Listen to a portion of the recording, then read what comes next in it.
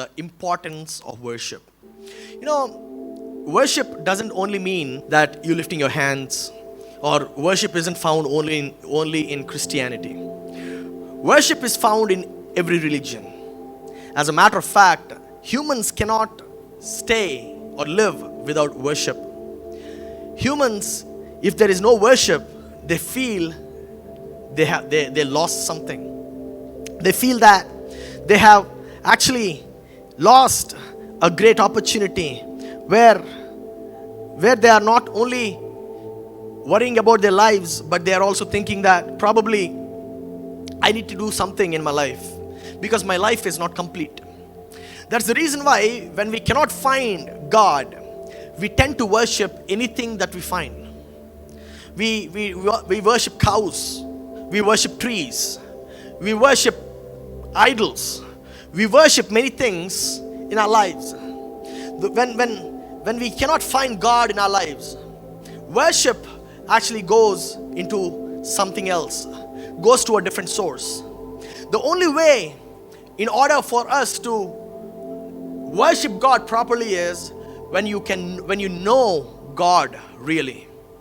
Without knowing God, you cannot really worship God. Without knowing God, some of us, we think that when we sing a song, that is worship. When we play a certain instrument, that is worship. Some of us, we think when we go to church, that is worship. Well, the Bible is God's mind on paper. So when we read God's mind, we can understand the true worship and what that worship means. What do you think worship, lifting your hands, standing and singing along, probably is not complete worship? Because the word worship comes from the word worthship. The word worship comes from the word worthship. So it is about how much value or importance we give to the other person. It is about the kind of importance that we give to that person. So the less you know, the less you can worship. The more you know, the more you can worship. That is the reason why in order for you to worship God more, you need to know God more. Without knowing God, you can actually not worship Him. Because you do not understand what should I worship of. What should I really praise Him of? Because if you cannot really understand God to a certain factor, you cannot understand Him saying that, God, thank you for giving us the sunrise. Thank you for giving us the moonlight. Thank you for giving us this air that we breathe. Thank you for giving us. And you cannot sound that praise until and unless you understand who God is. For example, if you know more about a person, you can talk more about that person. The lesser you know about that person, you talk less about that person. In the same way, if I ask you, who is the one that you love the most?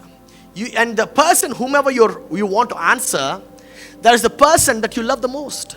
So you can talk more about that person. You can exactly praise that person. You can exactly know where his weaknesses are. Why? Because you know about that person. Why? Because the person who contributes to you the most is the person you talk the most about. Whoever contributes into your life the most, that is the person that you talk the most about. If people cannot contribute in your life, you cannot really talk about that person. That's the reason why every wife talks about their husband. Every husband talks the most about their wife.